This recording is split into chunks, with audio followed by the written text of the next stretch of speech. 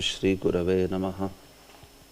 Shri Chaitanya Manobhishtam Sthapitam Yena Bhutale Swayam Rupa Kadamahyam Dadati Swapadantikam Vandeham Shri Guroho Shri Yuta Padakamalam Shri Gurun Vaishnavamscha Shri Rupam Sagrajatam Sagana Raghunathan Vitam Tam Sajivam Sadvaitam Savadhutam Parijana Sahitam Krishna Chaitanya Devam Shri Radha Krishna Padan Sahagana Lalita Shri Vishakhan Vitamscha Namam Vishnu Padaya Krishna Pristhaya Bhutale Srimate Bhakti Vedanta Swamin Niti Namine Namaste Saraswate Deve Gauravani Pracharine Nirvishesha Shunyavadi Paschatya Deshatarine Namo Mahavadanyaya Krishna Prema Pradayate Krishnaya Krishna Chaitanya Namne Gauratvishe Namaha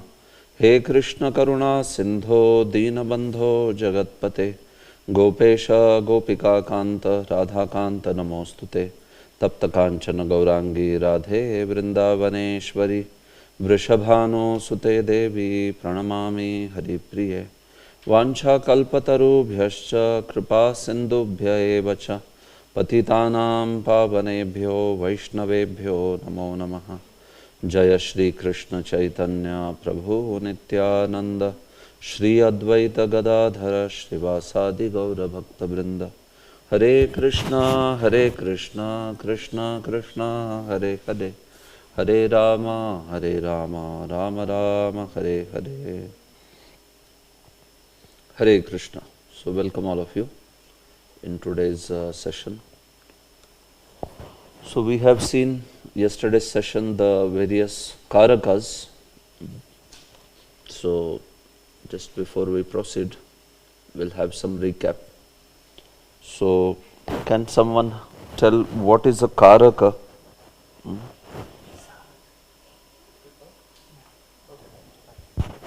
Hare Krishna. So what is karaka and how many total karakas are there in Sanskrit? Yes, Prabhu.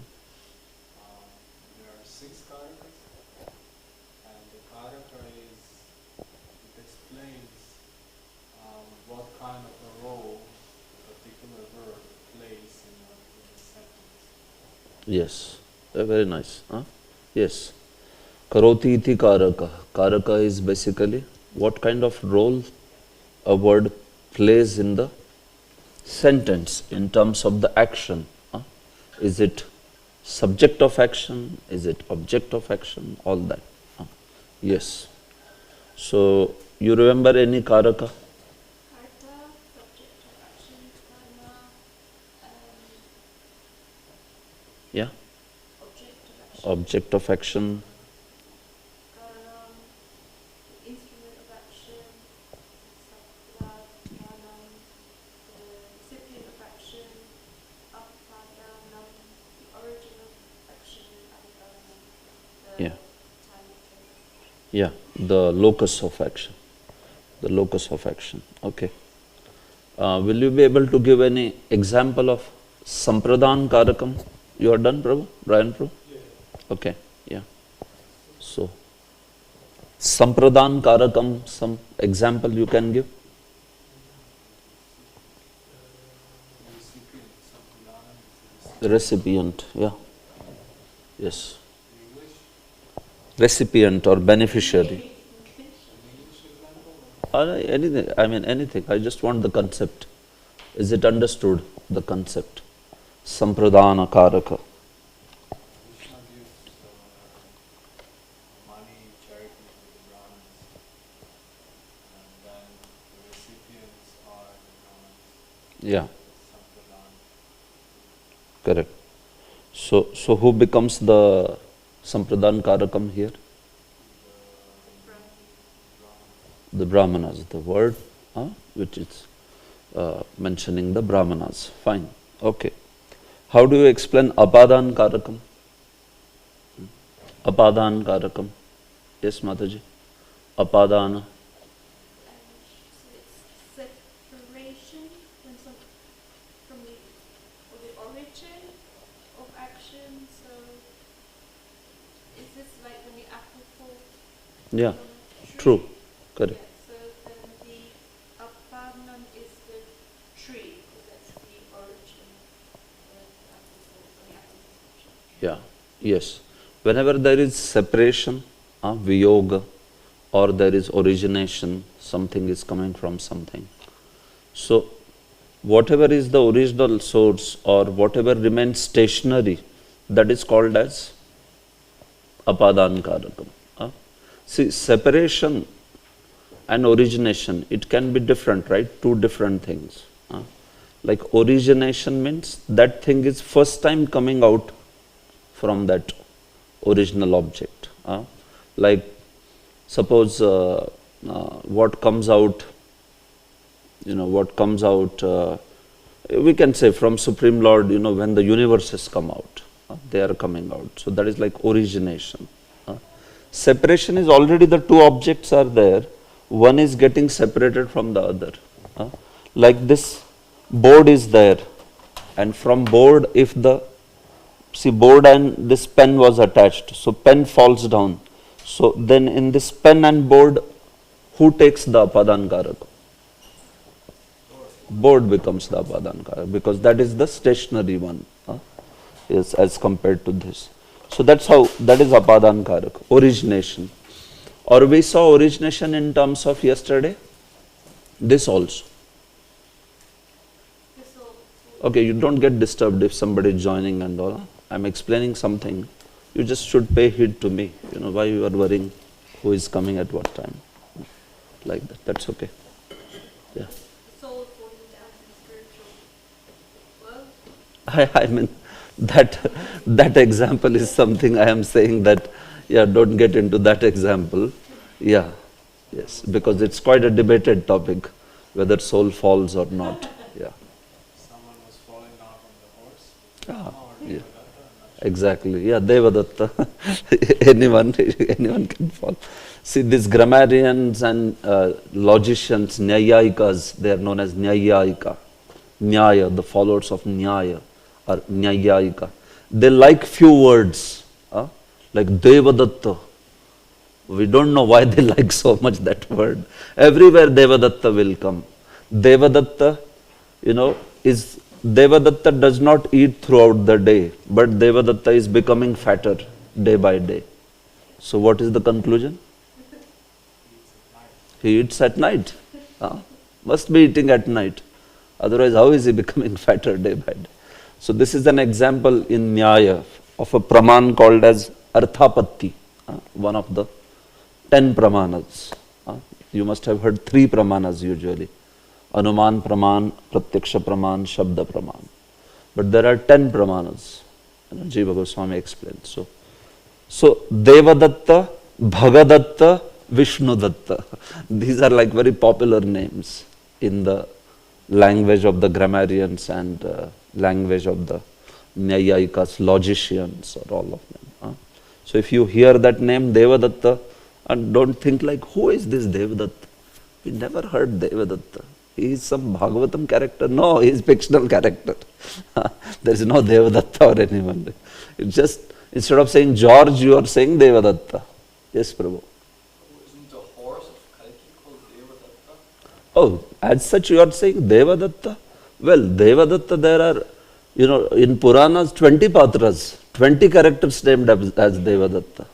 So I can tell you so many other Devadattas. Yeah. But when we refer to Devadatta, falls, or Devadatta eats at night, so we are not referring to a particular Devadatta. We are just referring a name. You can say Rama, you can say Devadatta, you can say Bhagadatta, Vishnudatta. Yes, There are many kings named as Devadatta. There are, animals named as Devadatta. There is instruments named as Devadatta. Many, Okay. So, fine. So, this is how apadan is that thing. Okay. Any example of karanam? Karanam as the karakam? Yeah. Mataji can tell. Karanam? No? You don't remember? Achha. Okay. So now weekend I am not taking the class. You should revise all the concepts in weekend. Huh? Yes, because yes, next week then we will start more intense topics like verbs and all. So you please take out time and revise all the topics in the weekend. Go through enjoyable Sanskrit grammar, also your own notes that you have made, and then you can remember these things like that. Because once we get into sandhi or verbs, they're quite intense topics. You will learn so much within one session. It will be like a lot of things. So, as we are initially giving more time for simple concepts, fundamental concepts, so you make sure that you remember those things like that. Yes, Karanam. Okay, Mataji can tell. Instrument, yeah. So, some example.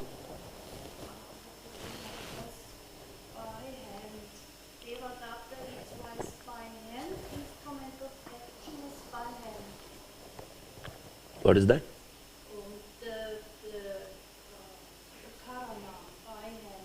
Yeah, correct. So what is Devadatta doing by hand? Eats rice. He eats, yeah, okay, good.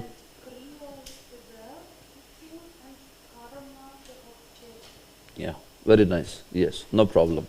You know, if I say, you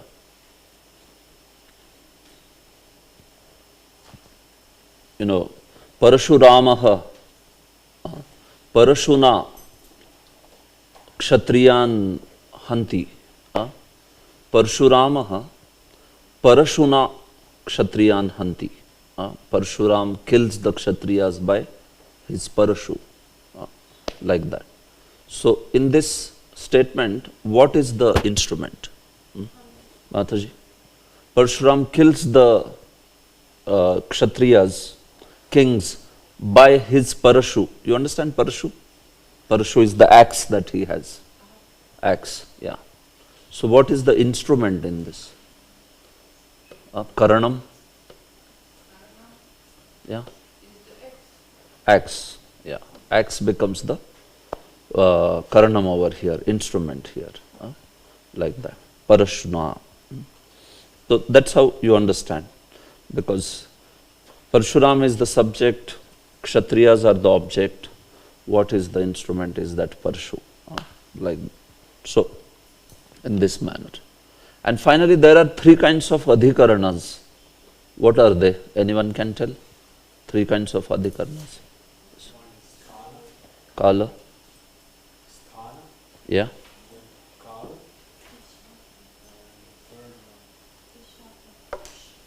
Yeah. Vishaya. Yes, very good.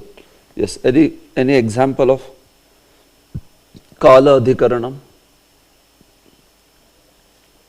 Devadatta eats rice At night, yeah. So that becomes Kala. At night, or even it could be at what time, like that. That is also, you know, when you say that, you know, Devadattaha, you know, Odanam khadati. But kasmin samaye, at what time, kasmin kale, at what time? So you will say Chaturvadane. Chaturvadane means at 4 o'clock. Panchavadane at 5 o'clock. Shatvadane at 6 o'clock. Like that. So you can tell time also in Sanskrit in that way. You know, it's possible. So that's all part of the language learning.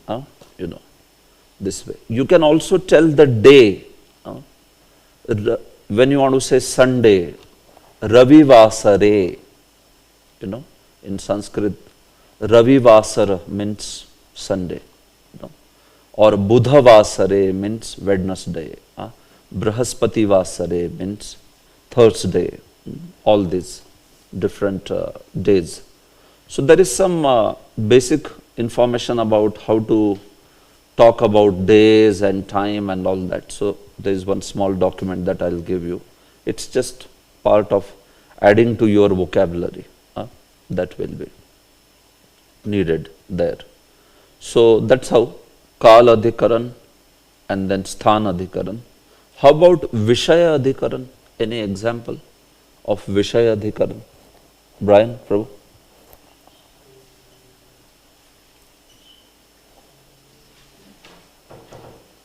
Where the time is not suggested or the place is not suggested. What is suggested is something or some person.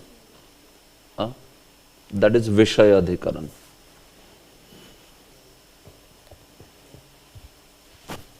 Yes, Julian, Prabhu. Vishaya Adhikaran. Okay. Just a question, can it be rice? Also Vishaya, he cooks rice, a steam. Is this Vishaya? He cooks rice.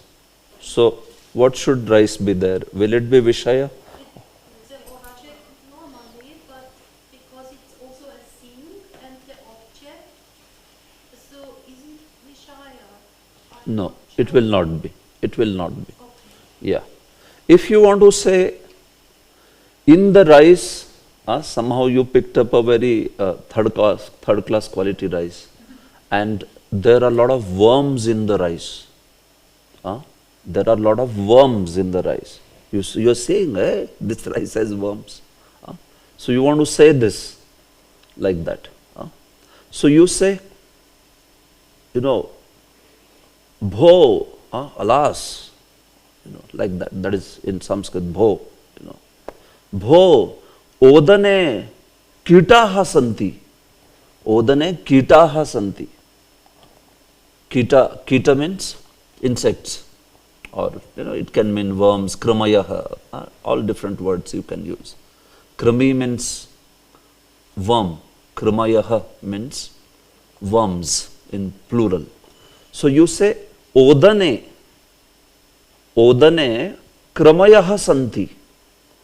In the rice there are lot of worms like that. So in this statement, odane kramayaha santi, what would be the subject? What would be the subject? Yeah, this is where you will have to capture, how to see. If I even explain in English, there are a lot of worms in the rice. What is the subject in this statement? Worms. That's it. Like that. And what is the locus of the worms? Where are they? In the rice. So then, in the rice will become, or odane will become what? It is adhikaranam, Vishaya adhikaranam. Here. Vishaya adhikaranam. Like that. Because what is happening there is that in that thing, you have all these worms. So, that's why you have to learn to ask the right questions. Odane kramayaha santi. So, santi, are there. As soon as you hear are there, who are there? Ask the question. What will be the answer? Worms are there. That's your subject. Got the subject immediately. And then you will ask where they are, or what is the support, what is the locus, what's the where are basically they. So that becomes then kind of thing or vishaya where they are lying this way. So sthana usually refers to place. It is a place. And it would have things like Kurukshetre, Dharmakshetre, Devalaye. These are like places. But the things or the people, like I want to say, there are great qualities in Krishna. There are great qualities in Krishna. So in that case, Krishna bahavaha gunaha santi. So in this word, in this particular statement, what is the subject? Qualities. Yeah. Qualities is the subject. And then what is the locus of those qualities? Krishna. So that's why the adhikaran karak in this statement, what is the word that is adhikaran karak? Krishna. Krishna. Krishne bahavaha gunaha santi. Bahavaha means many, a lot. So that is just adjective, additional. So this is how you see, this is how the adhikaranam works, Vishaya adhikaran. So Vishaya adhikaran, Sthan adhikaran and Kal adhikaran, this way, like that. So, yes Prabhu. We didn't mention any question that we can ask for Apadana and Adhikaranam. Adhikaranam we did, but Apadana, I didn't write any question. Okay, you want to, yes.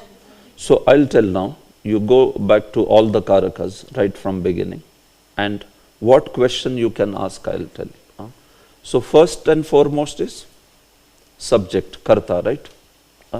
So first you pick up the verb and ask that verb the question. If you want to know the subject, ask that question, kaha. In Sanskrit you should ask like this, kaha, who?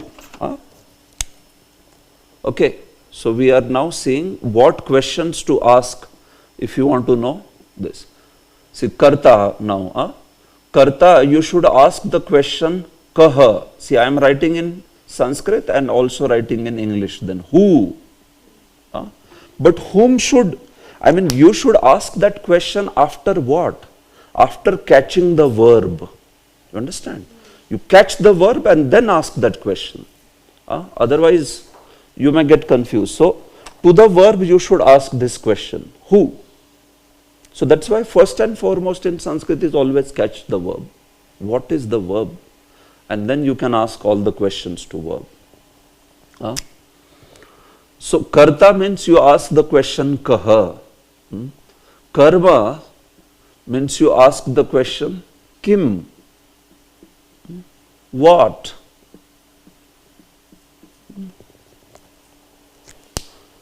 Like if I say balakaha modakam khadati. Balakaha modakam khadati. The boy eats the modaka. So you will ask the question, kaha khadati? Who eats? What's the answer? The boy eats. Balakaha. So then that becomes your karta. Then now ask question by using these two. Who? You know the answer, balaka. And you know the verb, balaka eats. Now ask the next question. Balaka eats what?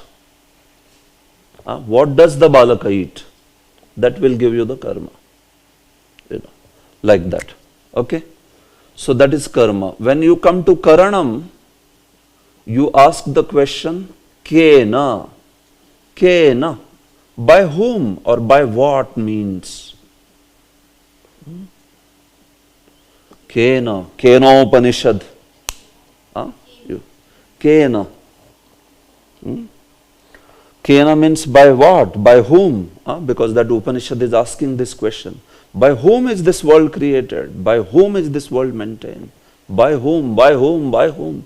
So that's why Kena. Kena Upanishad. Kena Upanishad. Like that. So Kena means by what means? So you have to ask this question. The king kills the enemy. So the king kills the enemy by what means? That would give you the instrument. Like that. The next one is Sampradana.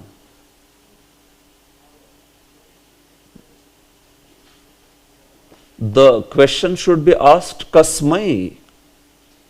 Kasmai. Unto whom? Or for whom?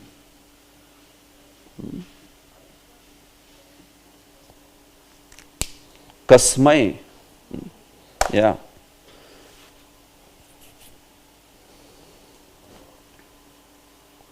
Kasmai means unto whom or for whom. Like Krishna vipraya dhanam dadati. Krishna vipraya dhanam dadati. So you know that Krishna is the subject here. Krishna dhanam dadati. You will ask the question, Krishna kasmai dhanam dadati. Krishna kasmai dhanam dadati, and the answer will be Krishna vipraya dhanam dadati. Krishna gives the money unto whom or for whom, like that. That answer to that question will give you sampradanam. Kasmai. Kasmai means for whom or unto whom. Then comes apadanam.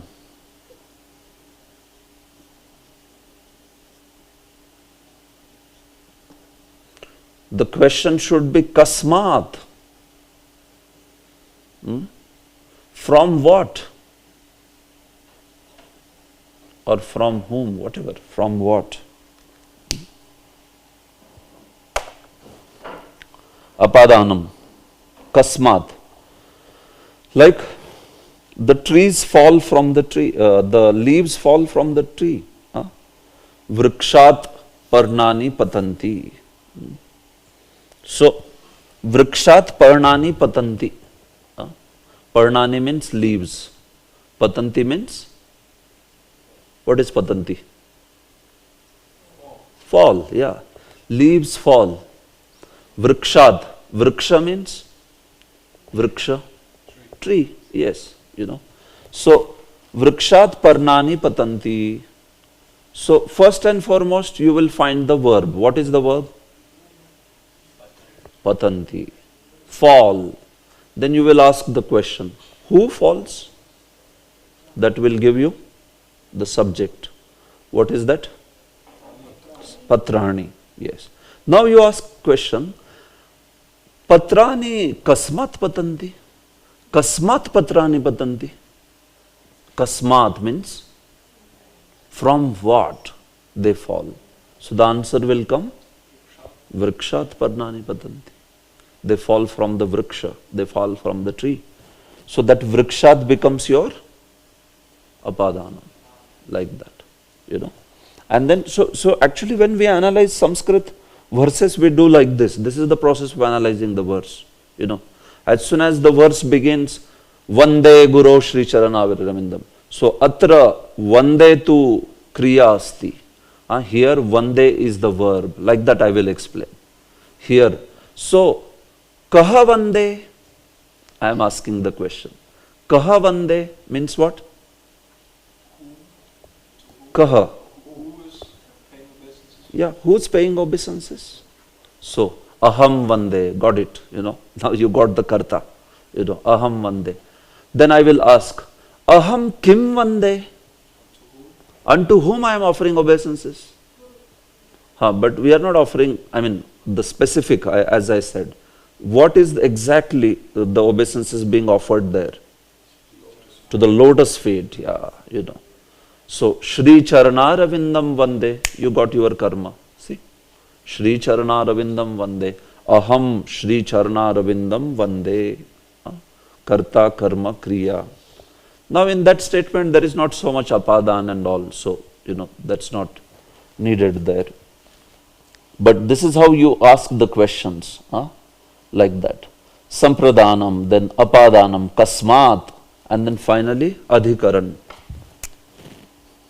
Where you ask the question, kasmin. Kasmin means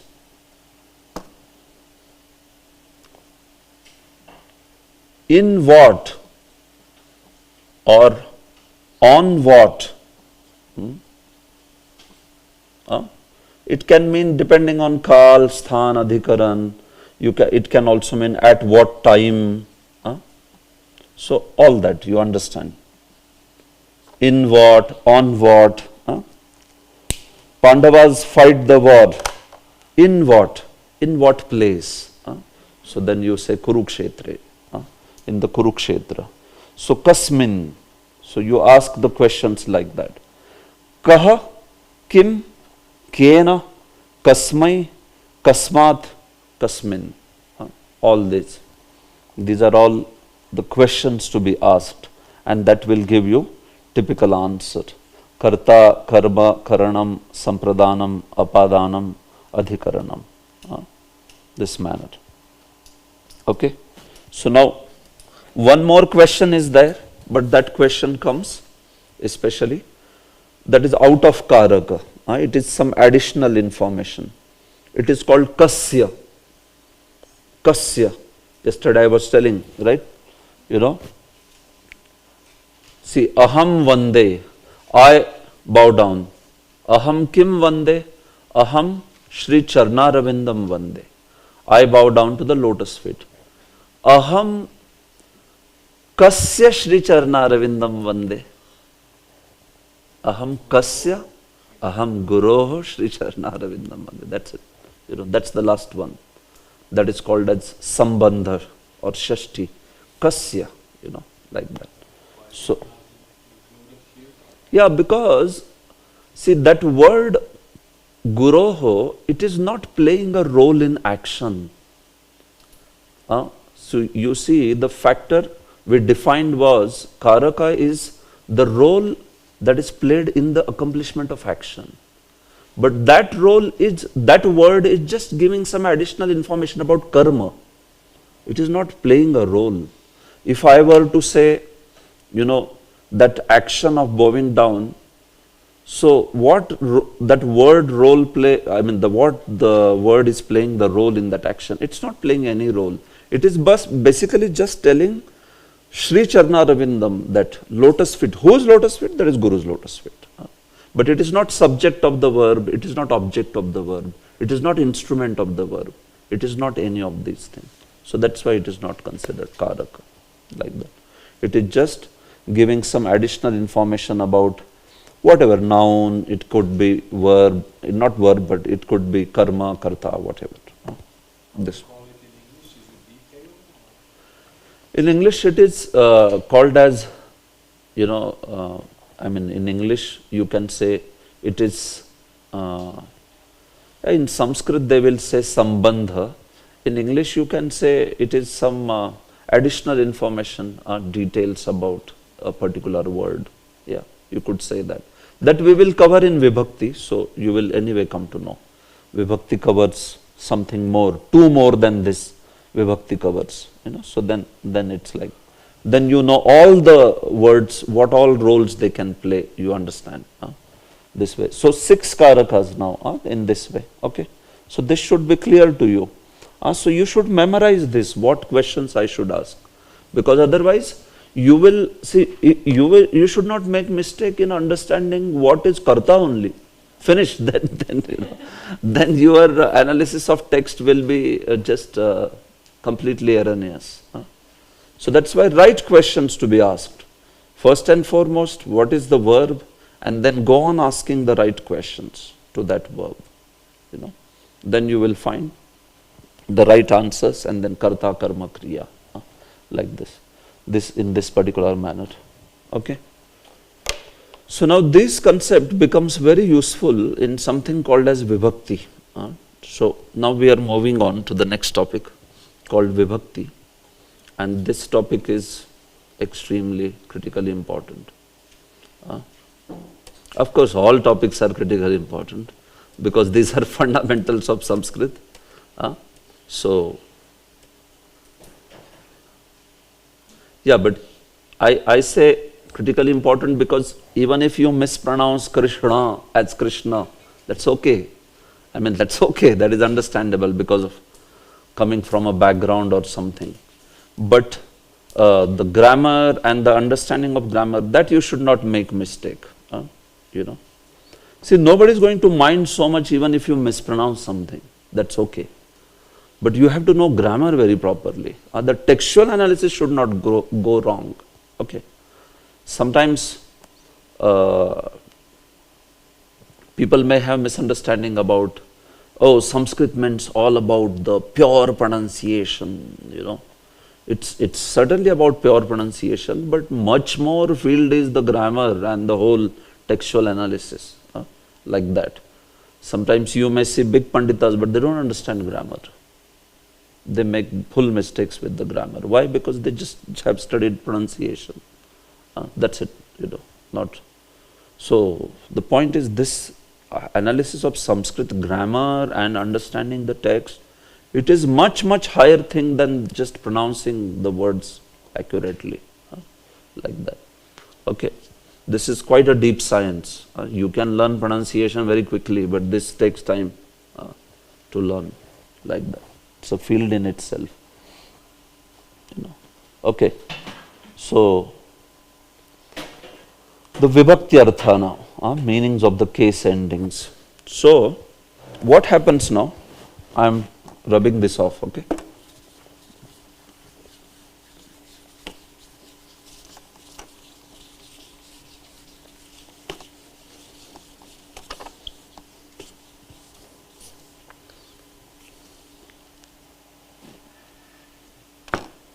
So now, when you understand, you have a karta, karma, kriya, all these different kinds of words. So when you want to use it in Sanskrita sentence, then what happens is, you have to use it with certain suffixes.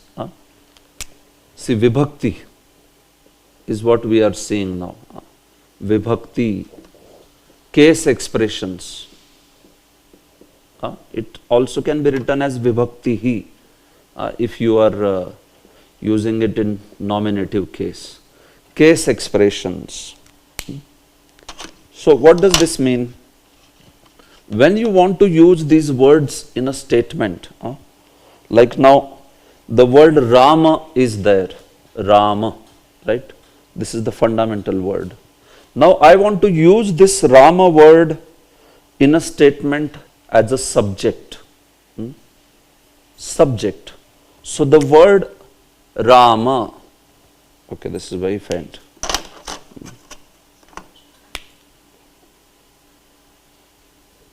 Rama, this is the root word. So this word Rama, when I want to use as a subject in Sanskrita, so it is going to take certain suffixes, right? We learned the concept of subantas. So subanta means, what is the root word called in subanta? Anyone remembers? What is the root word in a subanta? What do you call it? No, tingantam is the verb, no? Subantam means nominal, yeah. Pratipadikam, yeah, exactly. Pratipadikam. So when I say Rama, Rama is what? Pratipadikam or is it a subanta? It is Pratipadikam. This is the root word. Root word, no. So it is Pratipadikam. If I want to use this in a sentence, can I use it as it is in the sentence? See, Pratipadikam, now remember this, put this in your brain.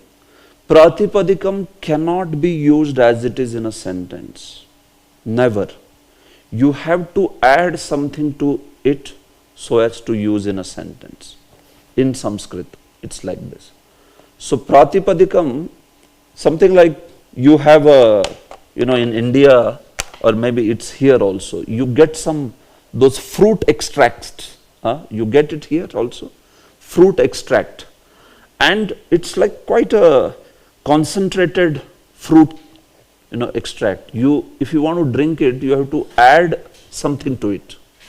You can't just drink it. So fruit extract, they say. So you either put water in it, or you put, if seeing the appropriate fruit, you can also put milk in it, and then you can drink it. If you directly drink it, it's like, it's very difficult, you can't take it that way. So, Pratipadikam is like fruit extract. You can't directly use it in the words. You have to always add something to it. And what is that is added? Sup pratyaya, exactly. The sup suffix is added. Only when you add it, then it will be useful in the statement. Otherwise, it cannot be used directly in the statement. It is a root word. Just like even in English, right? Mataji, other day you were saying to infinitive in English, right? To be. or to go, we don't use it in English like that, no? We have to use it with some sort of suffix to it. Like go becomes goes, or it becomes went, or it becomes going. So you don't use to go. I mean, even sometimes somebody may say, no, I can make a statement like, I don't like to go. So I'm using now infinitive over there, to go. So that's why, as much you can show resemblance to English, you should never try to learn Sanskrit by resembling it to the English. Because up to some extent, wherever it is making sense, I try to connect it. But Sanskrit has its own rules, like that. So the point is, Pratipadikam can never be used as it is. That's not the thing. You always have to add suffixes. Similarly, when it's Tigantam, Dhatu cannot be used as it is. You have to add what? Ting pratyayas to it, ting suffixes to it. Dhatu also you cannot use as it is. It is useless for you in a sentence, unless and until you add the suffixes to it, like that. So you all need a lot of revision. You should go back to Saturday, Sunday and revise everything, like usually in my classes, the students will like cut, they'll give answers very quickly. So here because you have not revised, so you're not able to tell very quickly what it is, like that. So that is because you have to revise. Ting, tingan, dhatu, ting pratyay, suban, pratipadikam, sup pratyay. Just remember these terms, like that, and then they will come in your in your language very quickly, this way, like that. So the dhatus cannot be directly used in the sentence. Similarly, the pratipadikams cannot be directly used in sentence. You have to add the suffixes to it. So those suffixes are known as vibhaktis or case endings, like that. Like if I were to use this word Rama as subject, and I'm not going to use the word subject and all, because you should learn the Sanskrit words. Subject anyway, you should remember karta, like that. Okay, so take that effort to remember the Sanskrit words. Karta. So this karta, Rama, if I have to use as karta, it becomes Ramaha.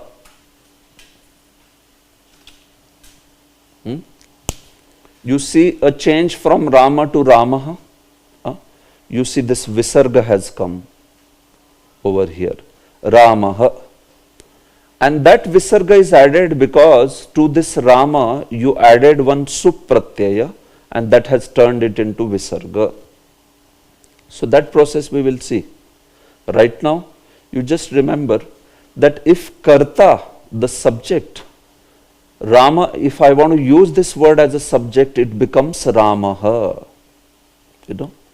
If I have to use this Rama as karma, it becomes Ramam.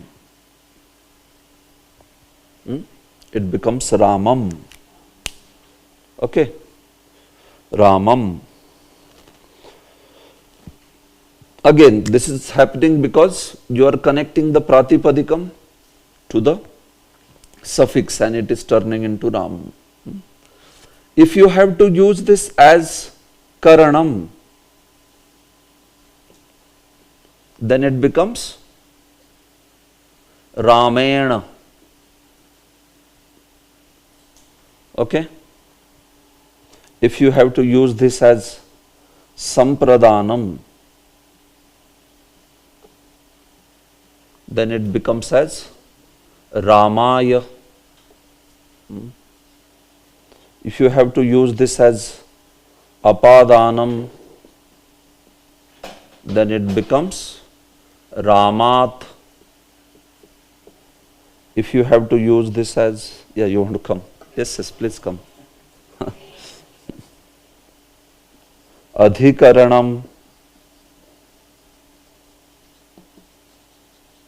then it becomes Rame.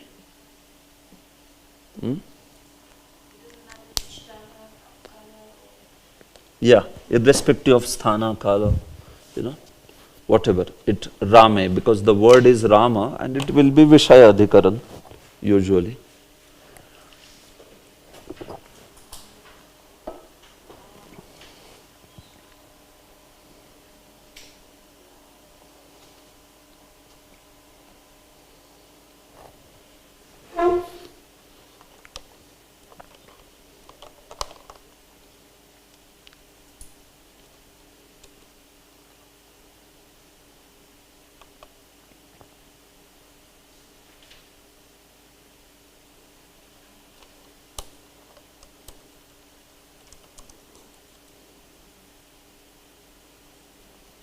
How comes the Vahamasi isn't changed?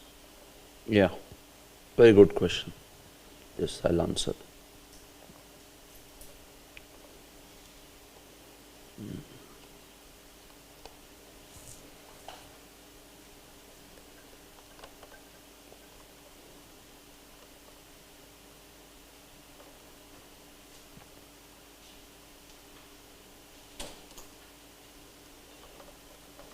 Okay, fine.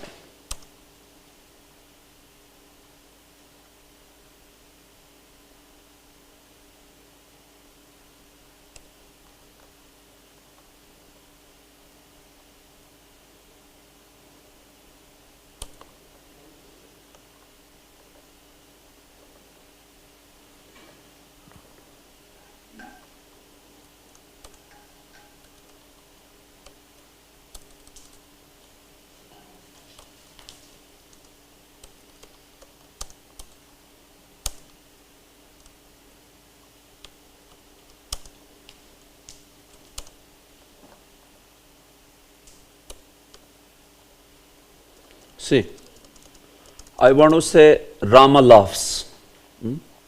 Rama laughs. Mataji, if I want to say Rama laughs, can you tell me out of this what word should come? See, for laughs it is hasati in Sanskrita. Now I want to complete the statements. What should be there? What it should be? Rama. Very nice. Ra-maha. See? Ramaha hasati. You got it?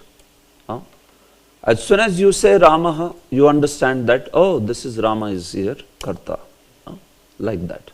See, I want to say, Sita gives flowers to Rama. So now I am going to say,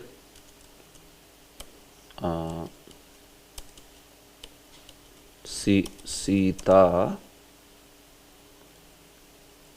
dadati pushpa ni. Sita dadati pushpani. ठीक है. So now I want to complete this statement. Can one of you Matajis tell what should be the statement here now? How should I complete the statement? Sita gives flowers to Rama. So Sita dadati pushpani. What word out of this should be used for Rama now? I want to say Sita gives flowers to Rama.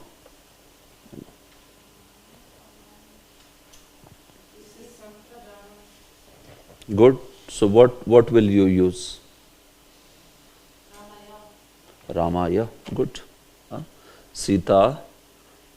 You can put in any order. Sita dadati pushpani. I can say in the end Ramaya. Do you understand how it is? Sita doesn't have this H ending. Yeah, it doesn't have because She's female. yeah, she's female. Instead of ending with a, it is ending with a. So whenever it ends with a, then it doesn't have that H, visarga, So, Sita dadati pushpani Ramaya, like that. If I want to say, the universe comes from Rama, so I would say, Vishvam pravartate, I can say, So if I want to complete this statement, the universe comes from Rama. You are getting something of this? Some things? Okay, fine. Whenever you want to answer, you can raise hands. No problem. Because you are coming, this is first class, so I am sort of giving you time that you may take time to understand naturally. Okay, you have the background? Oh, very good, very good. You studied in the college? Ah, okay, wonderful. Okay. So the universe comes from Rama. Vishvam pravartate. So you would like to tell what? Ramat, very good. Ramat Vishvam pravartate. Ramat Vishvam agacchati. Ramat Vishvam bhavati. Whatever. We can use different words, verbs. Like that. So see, this is how now you are understanding how the word Rama, I mean any word for that matter, it is going to take the forms in Sanskrita, like that. Now I want to say Rama kills a deer by an arrow.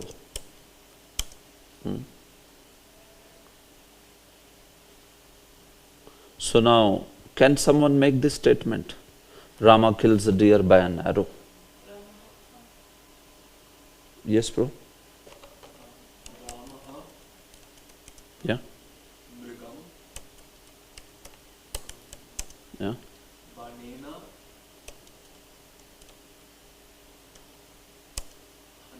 Hanti. Very nice. Ramaha banena mrigam hanti, va Ramaha mrigam banena hanti, whatever. Like that. You see? So now we used instrumental case of this word called Bana. Just as Rama in instrumental case becomes Ramena, Bana becomes Banena. Like that. So it's that simple, because it is both of them are ending with akaranta, like that.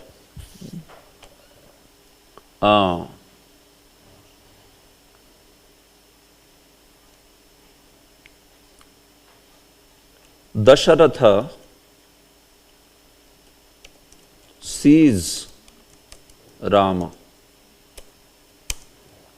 Dasharatha sees Rama. Brian Prabhu, will you be able to make statement in Sanskrit? Yeah, go ahead. Sees, no? Sees will be pashyati. Yeah.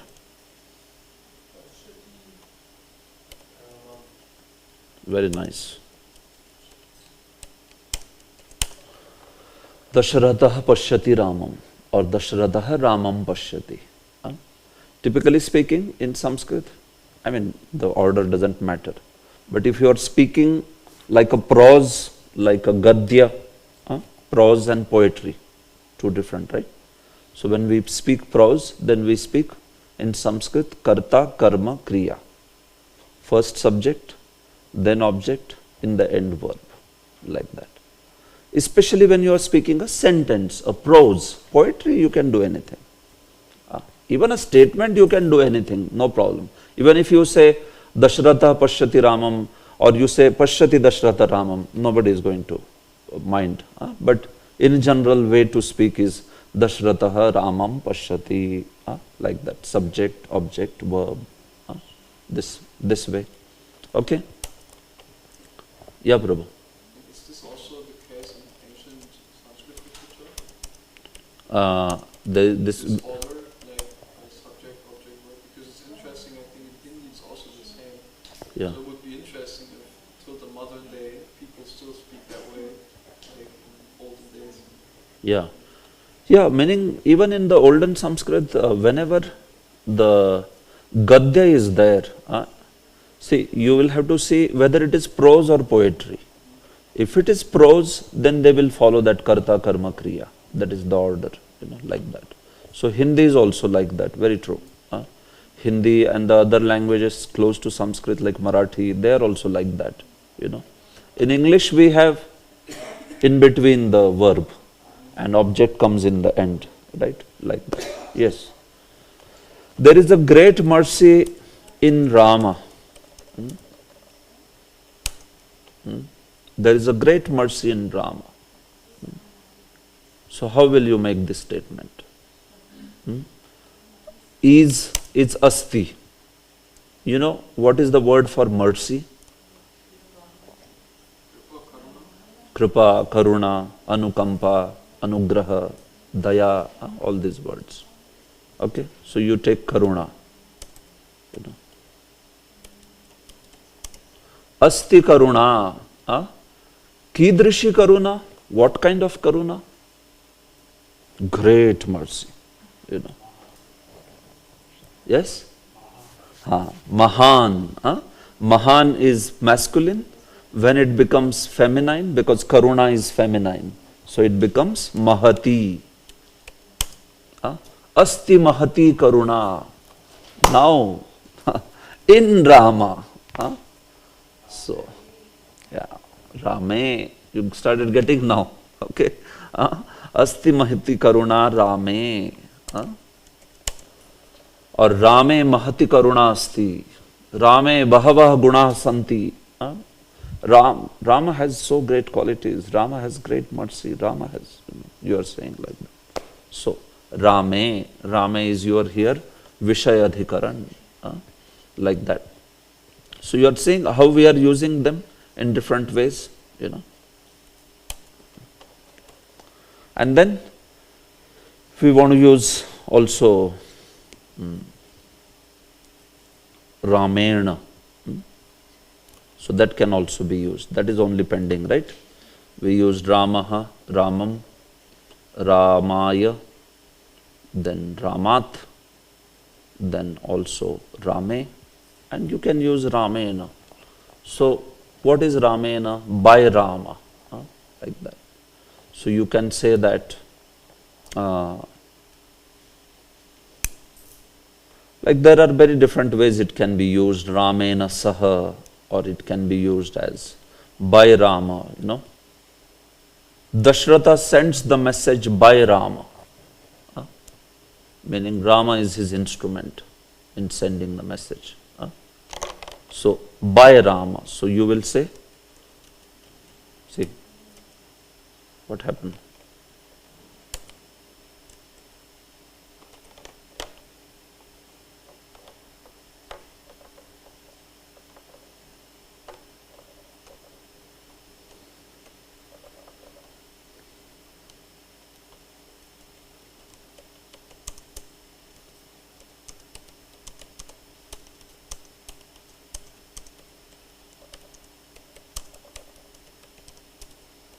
Dashratha sends a message by Rama. Okay, let's go ahead, complete this sentence. Yeah? Dasharatha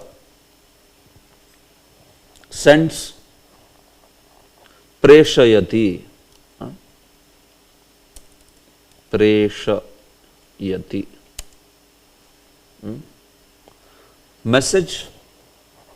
Message, you must have heard the word,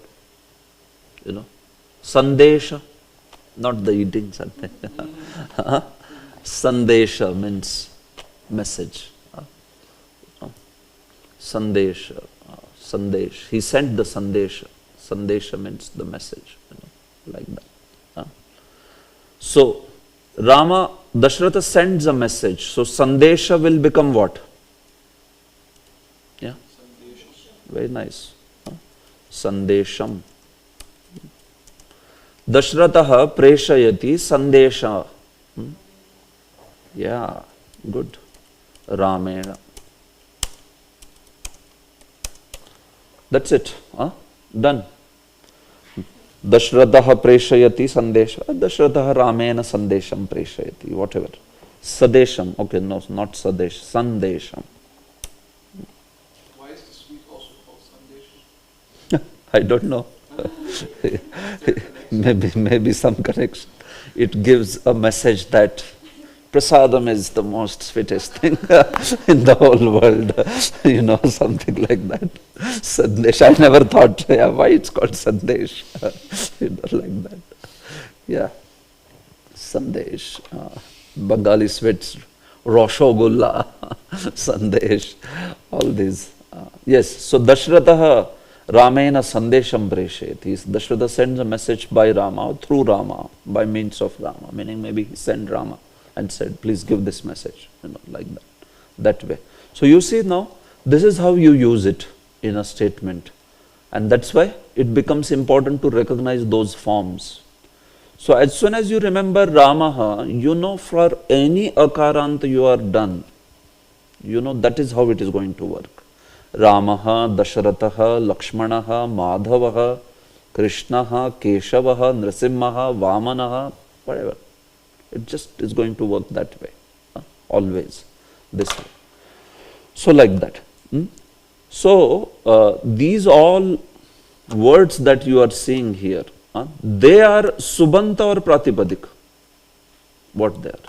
Are they Subantas or Pratipadikam? Mataji, you understand? This Ramaha, will you call it as Subanta or Pratipadikam?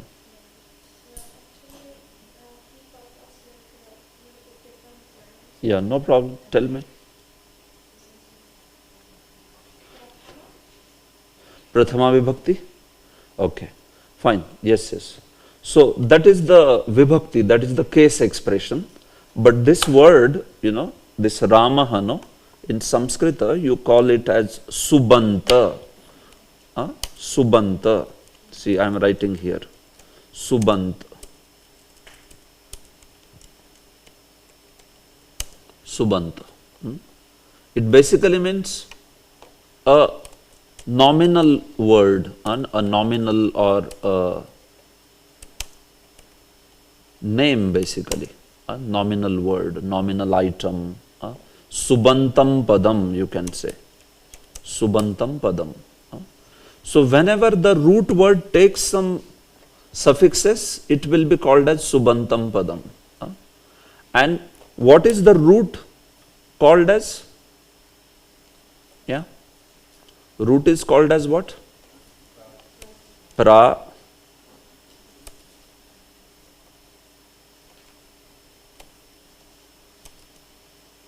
Pratipadikam. This is the root.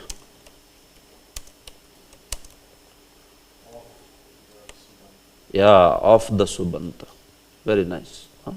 It is the Pratipadikam of that Subanta. Could you please give it to the group after the lecture, please? Should I give Those sentences.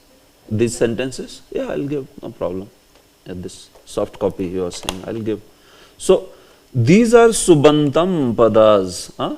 They are known as Subanta padas because they are used in the statement. While Pratipadikam, the root word of this Ramaha will be what? Rama. That's called the root word. Pratipadikam. Like that. So, you never use Pratipadikam. We will come to her question that how in the Hare Krishna Mahamantra Rama remains. Yeah. Very good. So that's what she is also asking. Yeah. I'm coming to Sambodhana. Now, Sambodhana and Sambandha, these two will be additional now. We are coming to that, So then that is where you will find the word is there in its root form, but it's actually not root form. What has happened is there the suffix comes in and then the suffix drops. It's like that. So the rule, the ground rule always remains that you can never use a Pratipadikam in a sentence. It's not possible. So what's happening with something like Sambodhana, Rama? What happens there? Because of, you first begin with the suffix and then because of one rule the suffix drops. So then you go back to Rama, and that is what you use in the word this way. So the process has worked there in such a way that although you use the suffix, but one special rule drops that suffix and then it becomes Rama, like that.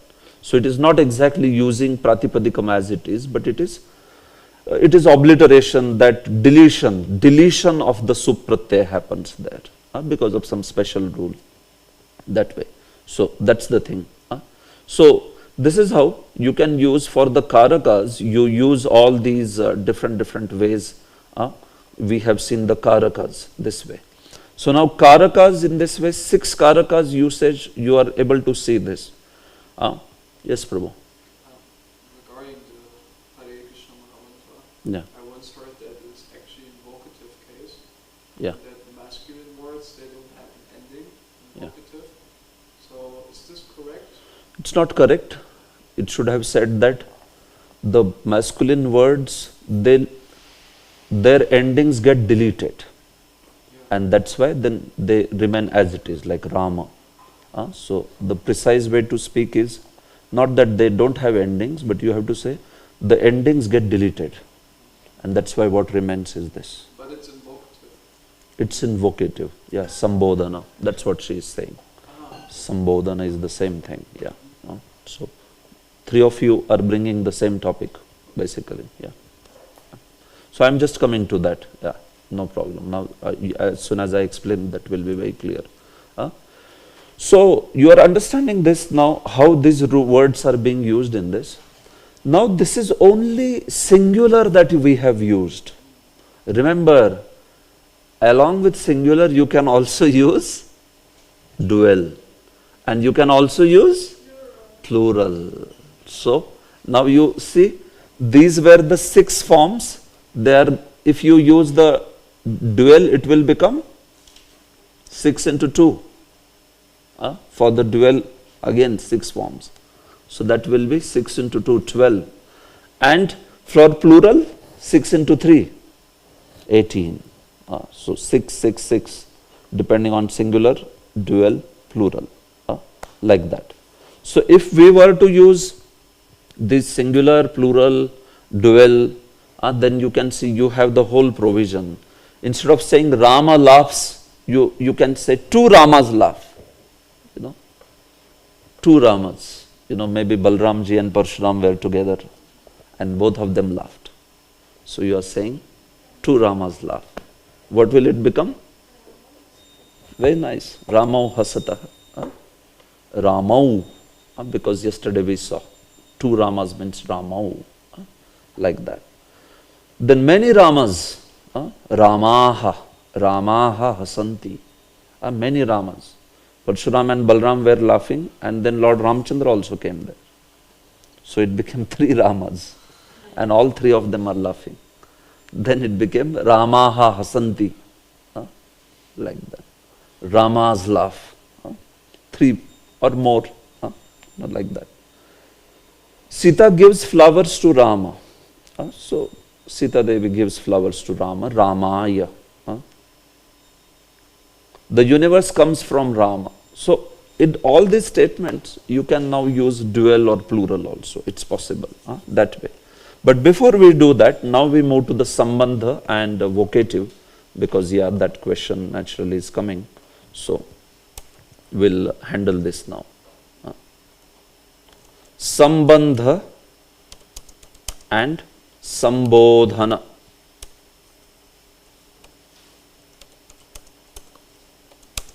Probably instead of writing on the board, I should have written here. Then I would have just given these docs to you. Right? Only I don't know how if there are some following from the online, how they are finding it. Yeah. But still, it's both are difficult to read online.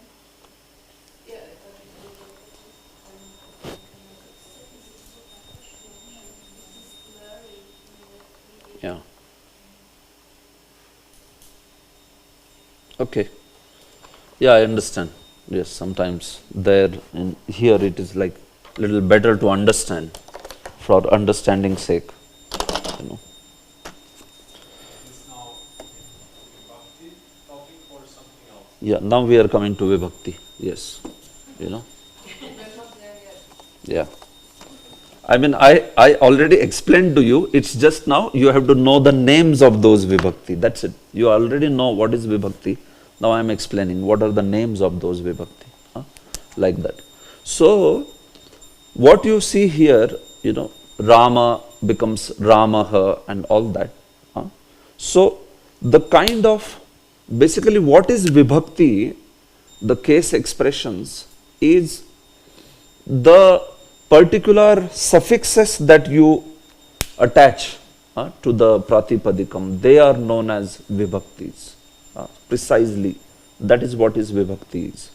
So, when you apply the vibhaktis, they are 8. Nominative case, accusative,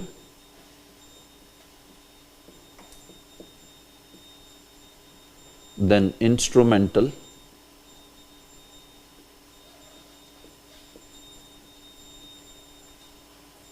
then dative,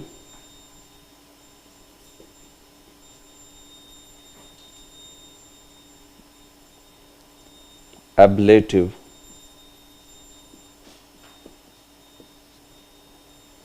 then you have genitive or possessive,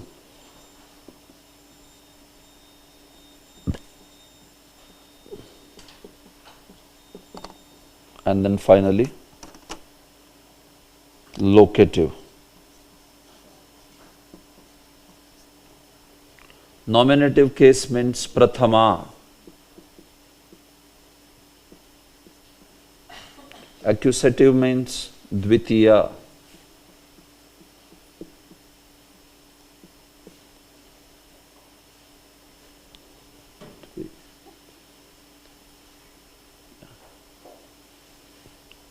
Instrumental case means tritiya.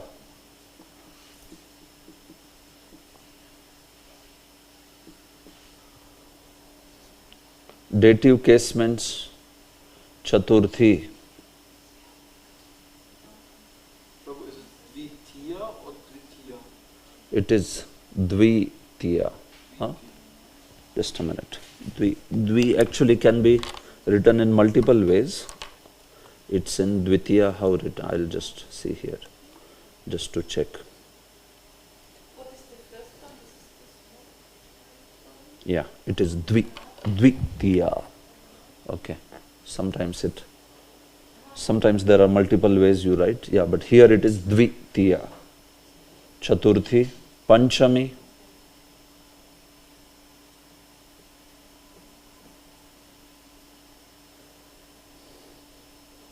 possessive is shashti,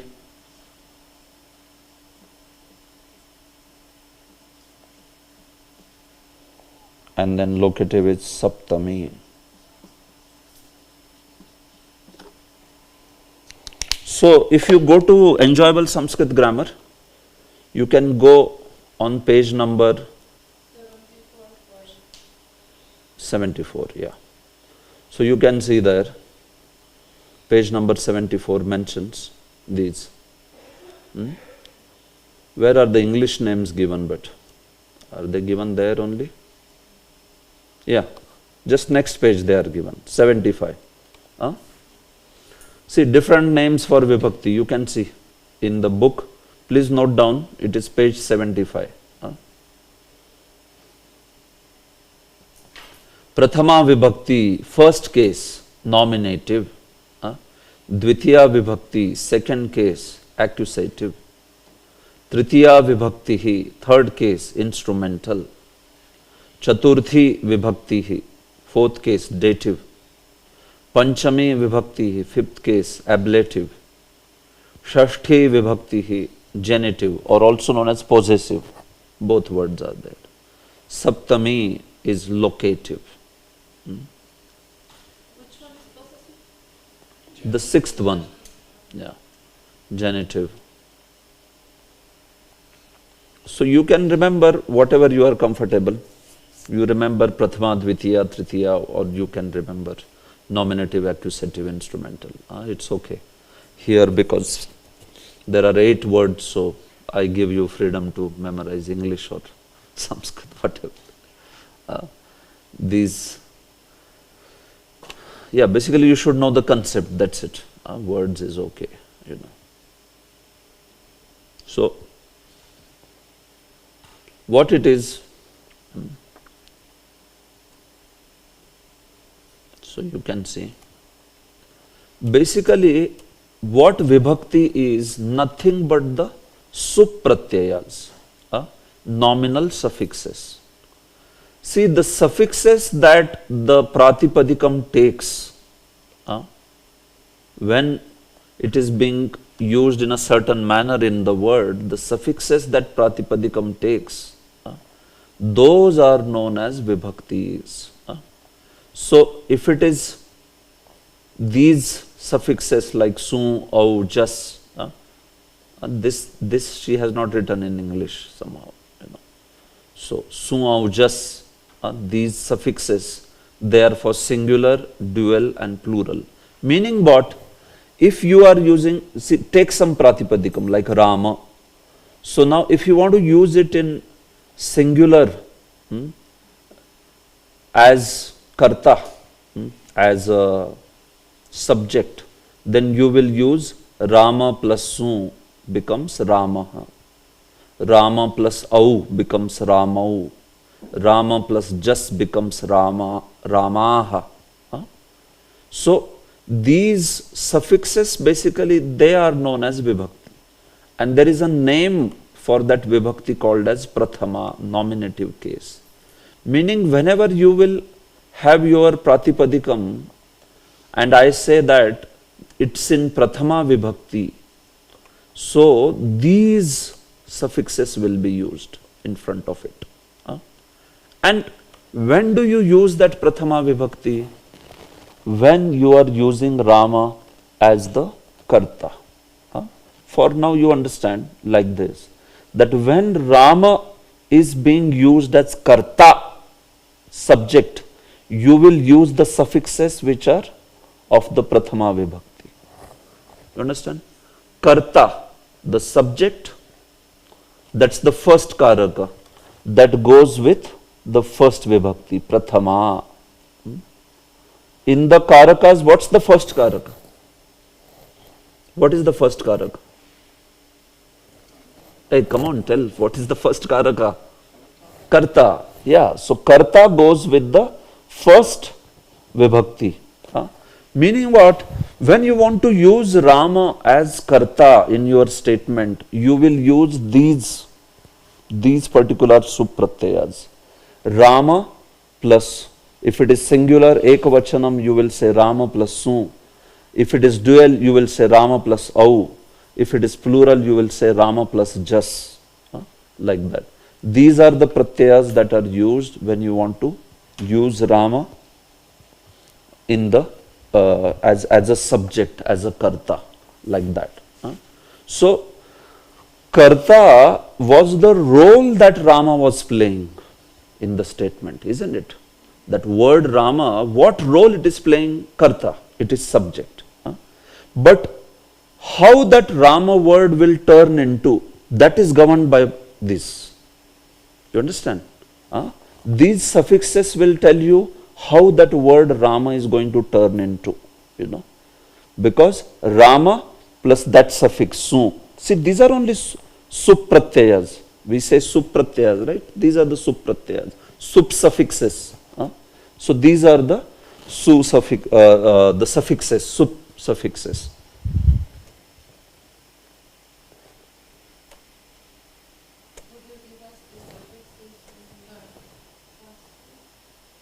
Yeah, I was just seeing that.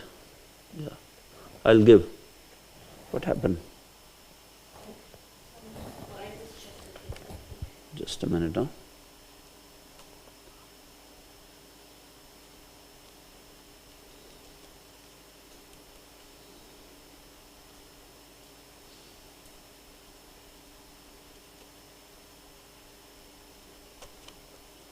Actually, yeah, those suffixes,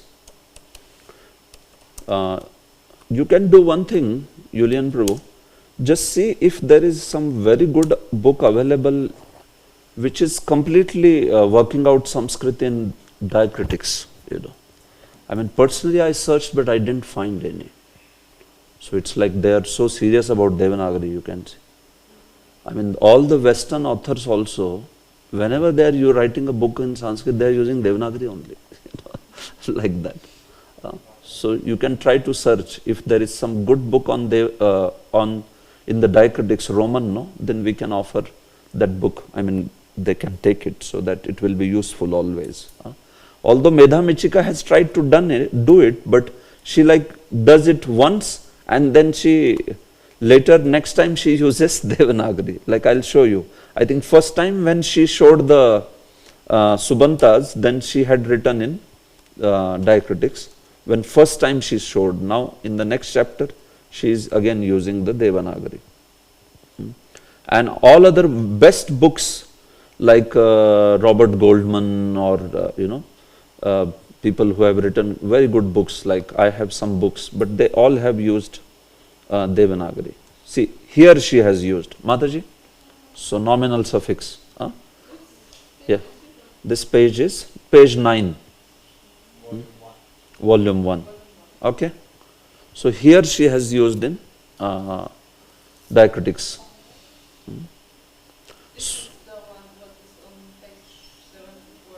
Yes, same thing is that. Okay, so 9 page has these supratyayas, when that basic concept of subant and tingant is being explained. No, in that chapter she is explaining this. So you can see su, au, jas, outshas. Yes, Prabhu. My question is, how does Rama plus su becomes Ramaha. yeah, You have to study Laghu Siddhanta Kaumudi. You will have to study Laghu Siddhanta Kaumudi for that. How does Rama plus su becomes Ramaha? For that you will have to study Laghu Siddhanta Kaumudi. Because that is how, see, that's outside the scope of this course, because it follows 6 sutras. So that is the style in which you study in the sutra fashion, What happens with Rama plus su? First that u goes away, so it becomes Rama plus sa.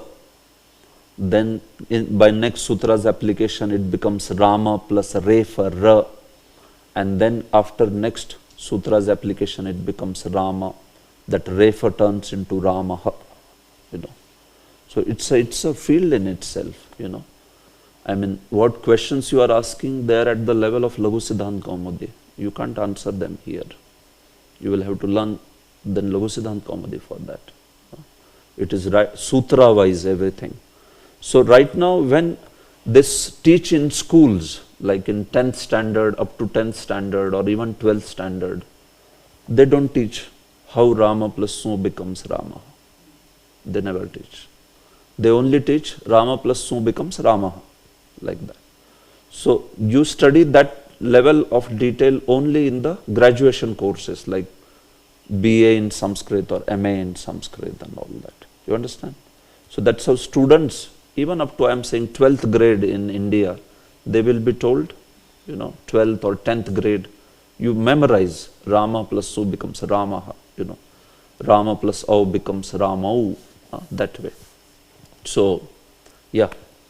If you wish to study like that, then you should join the Laghu Siddhanta Kaumudi, classes, and then you will know everything, how it works. Make sense? Yeah. So here we are teaching right from fundamental, which is like fundamental basics. So we are not going to get into those sutras and all that. I teach that in another class, obviously. I teach also Laghu Siddhanta Kaumudi, so there I teach these things, Okay. So don't worry. At this point of time where you don't even know what is lakar or kridanta, so you don't have to get into those details here. Here you can learn, first the overall thing, how it works, like that.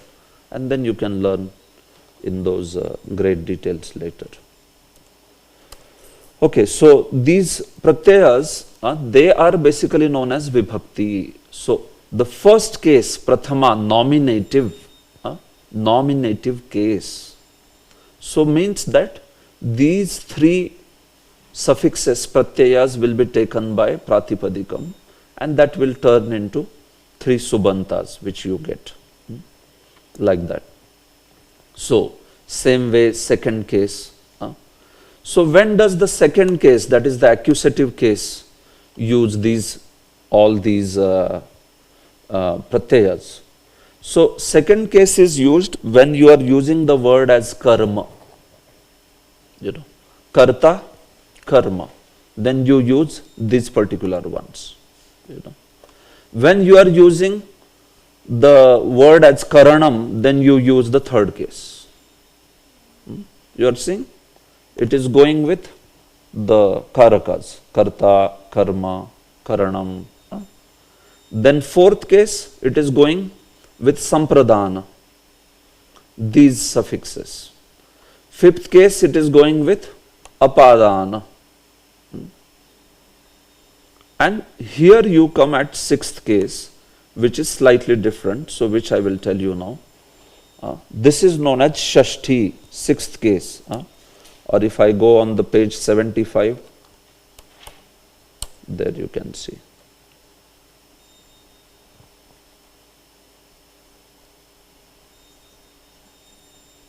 Yeah. So here it is. Shashti Vibhakti, the sixth genitive case. So what this is? See, this is where you are using the word, the sixth one, genitive.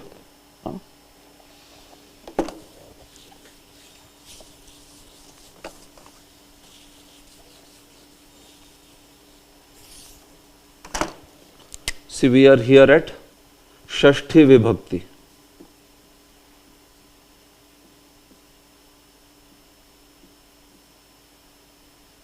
Or genitive or possessive, whatever. Genitive case. So, here what happens? You are using the word in the sentence, but it is not playing the role in the action. You are using the word, but the word is not using the word is not being used as some factor which plays in the accomplishment of an action. Meaning basically you are using the words, the subantas are there, but they are not karakas. They are something apart from karakas. So what is that genitive case? It basically it is sambandha. Sambandha means relationship in Sanskrit. It is known as sambandha. So some sort of relationship is mentioned, maintained or not maintained, but mentioned by that word. Like I can say that, putraha,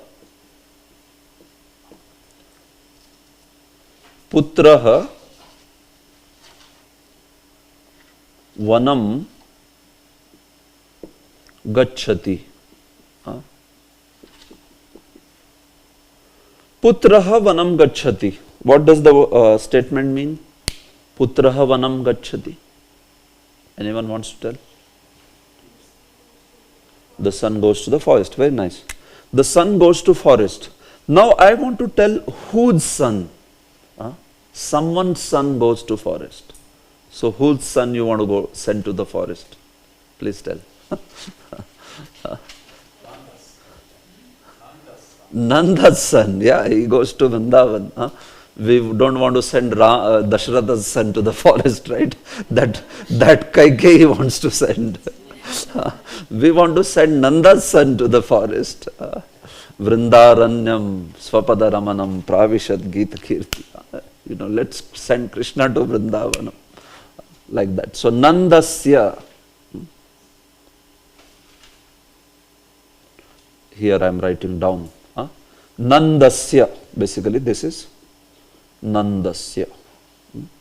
So now this Nandasya word has a root word, Pratipadikam. What would that be? Nandasya. What do you think is the root word in this? Nanda.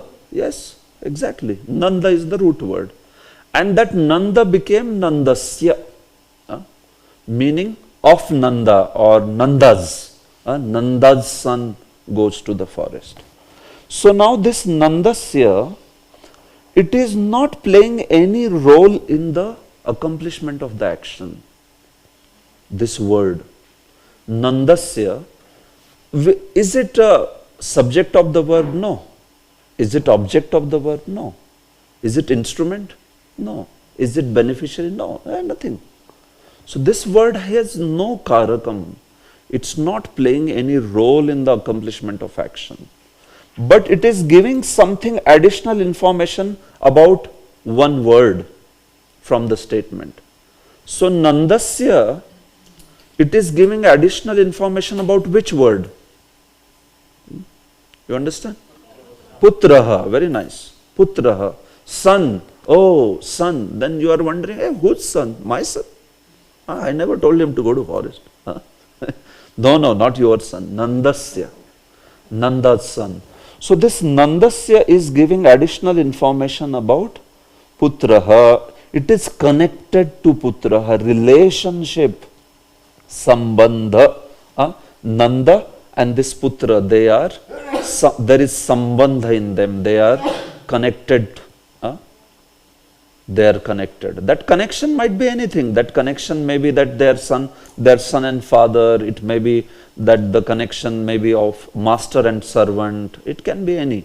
Here it is father and son. But I can also say, right? Ramasya sevakaha. Ramasya sevakaha. Hanuman. Hanuman. Ramasya sevakaha. Hanuman. Lankam dahati. Rama's servant Hanuman burns the Lanka, like that. So now that Ramasya, so that particular statement, if you can see, it is connected to that Sevakaha, Ramasya Sevakaha, Hanuman. What is his name? It is Hanuman, like that. So the connection is between the words. It is not doing anything to accomplish the action. The relationship is between this word and this word. That's it. It has nothing to do with the action. So this kind of sambandha relationship is there. Then you call this word as the word with sambandha vibhakti or shashti vibhakti. You call it as the word with genitive case, basically. This Nandasya, it is not a karaka, but it is taking a vibhakti which is shashti vibhakti, which is genitive case, because it is expressing some relationship with another word, like that. So that particular word can express relationship with any word. You can express some word which is connected even to the karma. It has nothing to do with the action, but it can be something got to do with the karma. Can you think of this? That it is connected to the karma, but it's not connected to the action. Just like we said here that Rama's son goes to the forest.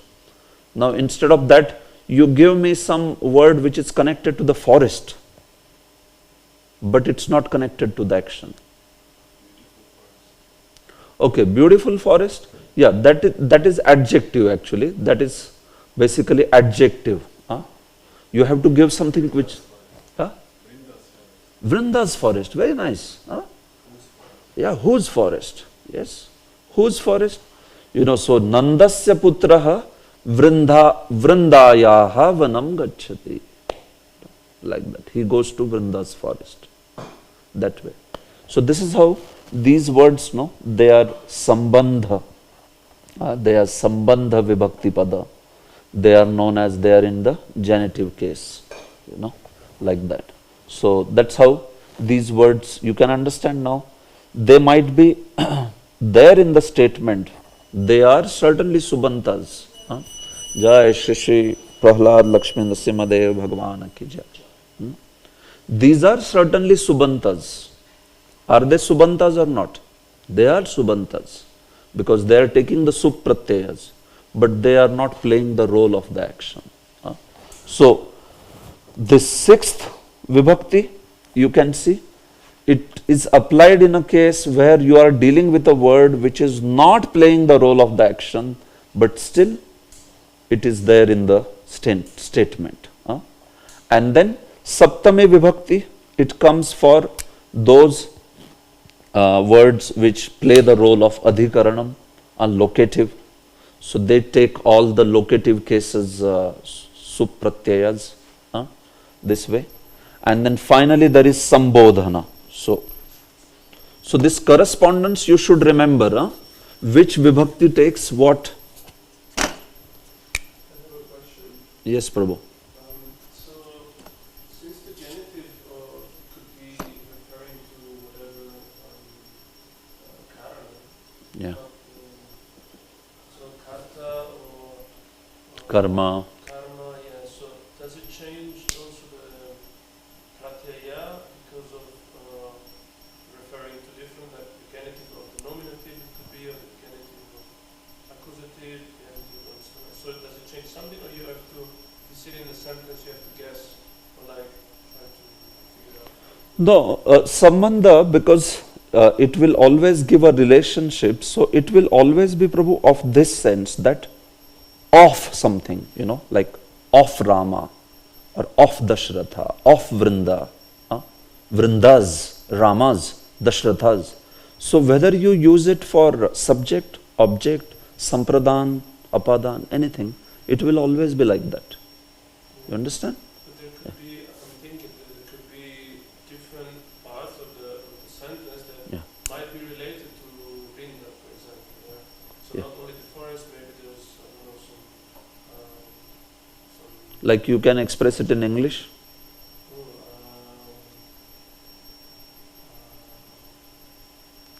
let's say, He goes to, what you want to say, he goes to Vrinda's forest and something, or like what? Okay, maybe you process the question and you can let. wants to ask if the genitive can also be applied on other words Yeah, in the sentence. In the Okay. sentence, it's a bit more complex. bit. Then it confuses us Okay, where to apply it? where to apply. Okay, that's it. yeah, That's what you mean? yeah. Okay, that's good question. Like we said, Nandasya putraha vanam gacchati. So is it that the son of Nanda, or is it the forest of Nanda? Right? You can say son goes to Nanda's forest, or you can say Nanda's son goes to forest. Whether basically that Nandasya is referring to the putra, or is it referring to the vanam? This you are asking, right? This is yeah. So yes, Prabhu, when you are using, that's why in Sanskrit, especially when you are writing it in a plain sentence, that Sambandha Padam should always be used. For what purpose it is used, it should be just used before that. That's the rule in Sanskrit, like that. Now what happens in poetry, you can toss up the words anywhere, right? So in poetry, it literally can become sometimes a matter of debate, that where is that Sambandha Padam being applied, like that. So now those are the cases where you have to see the context. What is the context? And in that particular story, what is the context? So we know that the context is something where maybe the son is being referred to Nanda only and not anyone else. So in that case, based on the context of the story, the appropriate relationship may be mentioned. Sometimes it may happen, if it is not a context of a story, it may be a philosophical context. And that's where, yes, as you are saying, that's where then the Mayavadis twist, They pick up the sambandha of some other word and put it here. And then by that they come up with philosophical implications. So then what acharyas do in such cases is they say, okay, fine, grammatically it makes sense. But then you have to see the overall philosophical picture then. Is it violated ahead somewhere? That philosophical premise, is it violated ahead, or is it violated before? That's called as Paurvapariya. Paurvapariya. Purva, Apara. So whatever you are mentioning, you cannot just pick up and say that this verse says it. No, what about the before? What about later?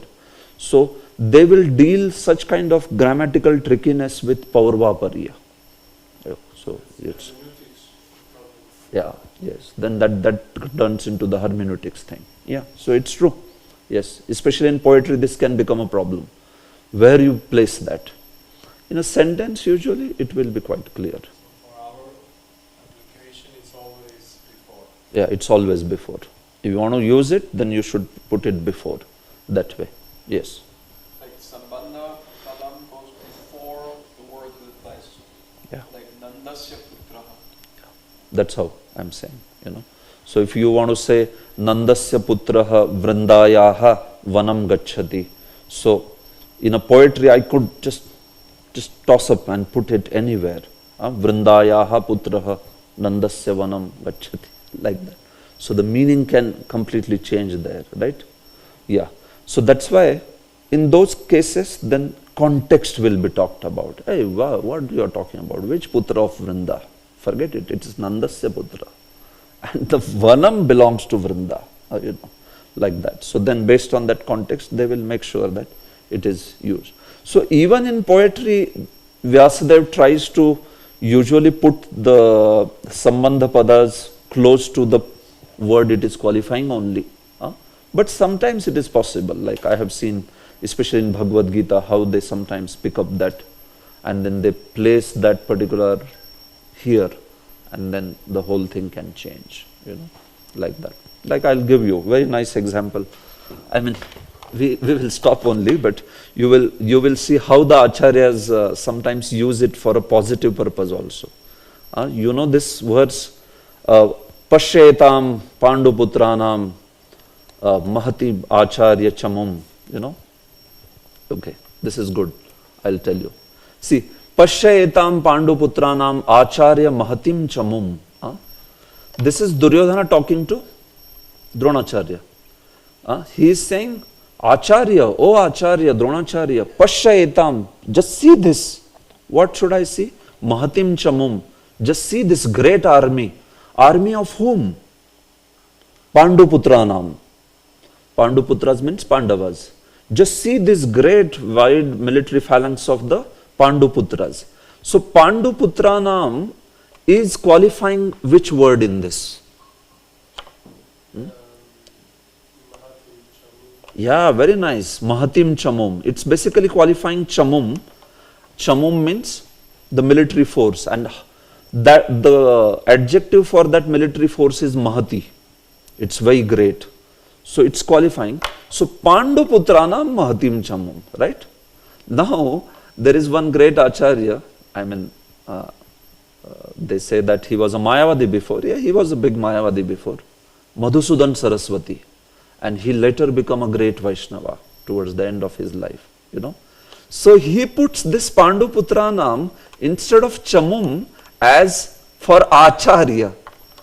Panduputranam Acharya. So Duryodhana is saying, he is taking a dig at Dronacharya by saying, oh Acharya of the Pandavas, you are not our Acharya. He is saying, oh Acharya of the Pandavas, just see the military phalanx of the, Panduputras. So that's true, because that's what, these are the insights that Acharyas reveal, no? That when he wanted to say, you are right from beginning, you are partial, I know, right from beginning you are partial. But still he spoke like this, Pashyetam Panduputranam Acharya Mahati Chamum. Meaning Dronacharya may feel like, oh, he is saying, please see the great military phalanx of the Pandavas, like that. But he intends to say, oh Acharya of the Pandavas, just see, like. So that's going on in his mind.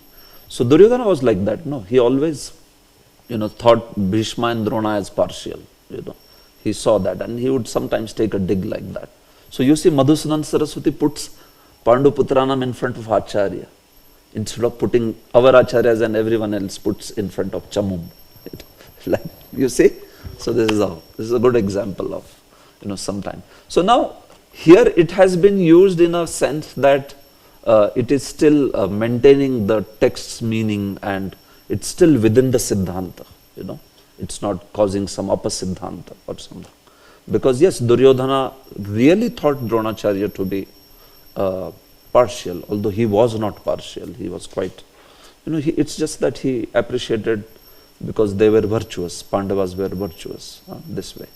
So, but if some Mayavadi wants to twist, I'll show you sometime in Gita how they twist the things. Shankaracharya just picks up one adjective and puts it here and says, hey, the meaning is like this, not the other way. So then in that case, you can't deal it with grammatical thing, you have to deal it with Paurvapariya. Does that meaning make sense in the overall message of Bhagavad Gita? Okay? So that's how you do it. Yeah, Mataji. Last question. Would you give us the questions for Pratama, Dvitiya, Tritiya? You didn't note down? The question? Yeah, I mean, question in the sense that kaha, kasmin, kasya, right? That. The question for nominative, accusative is No, I was saying that each one of them, once you understand the karakas, then with karakas goes a particular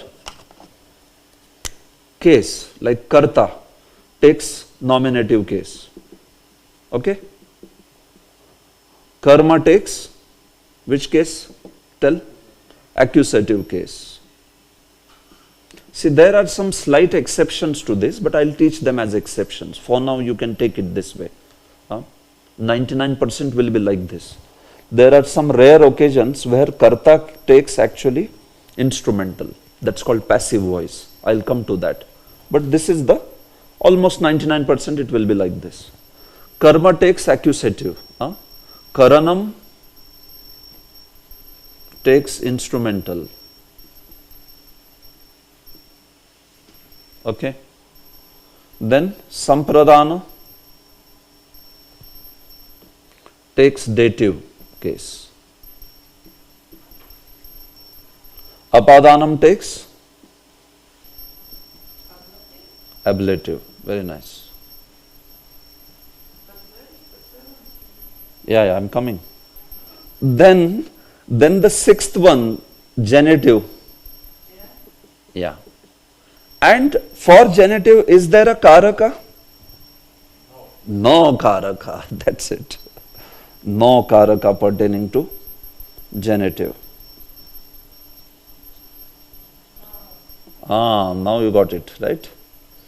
Then comes the locative case. And that is taken by which word? Adhikaranam, exactly.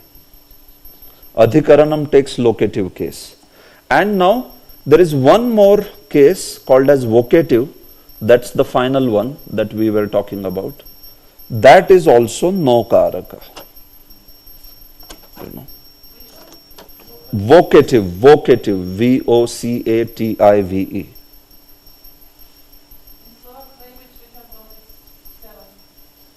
Which language? In Slovak language, there is no ablative. No ablative? Yeah, maybe. All are same, but different. There is nominative, genitive, dative, accusative, vocal, local, instrumental. That's it. And there is no ablative. But the different, they are a little bit mixed up. Okay, so good. Then you know this concept before. Yes. Very That's why nice. I asked for the question. Very nice. Okay, good. So two of the cases, although they are used as subantas in the words, they are not karakam. So one is the genitive, which I explained to you, sambandha, and the another one is the vocative, where also it's not considered related to the action. What is vocative? You just call out somebody. That is vocative. Address. So you are just addressing. Basically that particular word is just an address. It has nothing to do with the action. So like Rama, you say Rama, hey Rama, Mam Uddhara. Oh Rama, please deliver me. So now, Hey Rama, it's just plain address. Rama. It is not something related to action, actually. It is address. Rama, Krishna, that way. It's vocative. Yeah. Yeah, and what about genitive then? Genitive is also no karaka. Yeah, but how do we use it? Like Ramasya, Rama's, Krishna's, like that.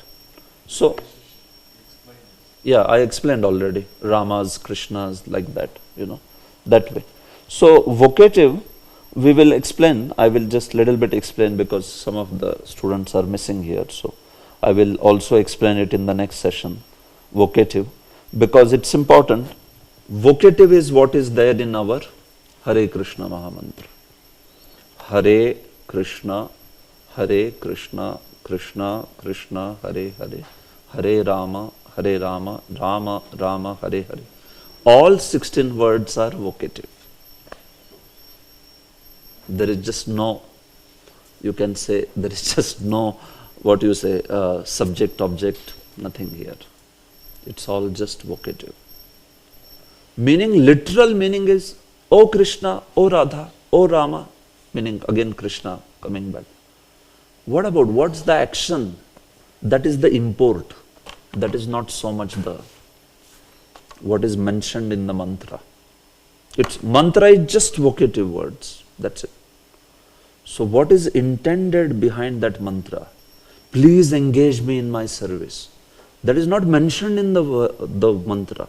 It is the import behind it. So Jiva Goswami has explained Hare Krishna Mahamantra's meaning very nicely in his commentary. So we will see that. As far as the mantra is concerned, it is only made up of vocatives. It doesn't have even a subject, object, nothing it has. Like Srila Prabhupada ki jai.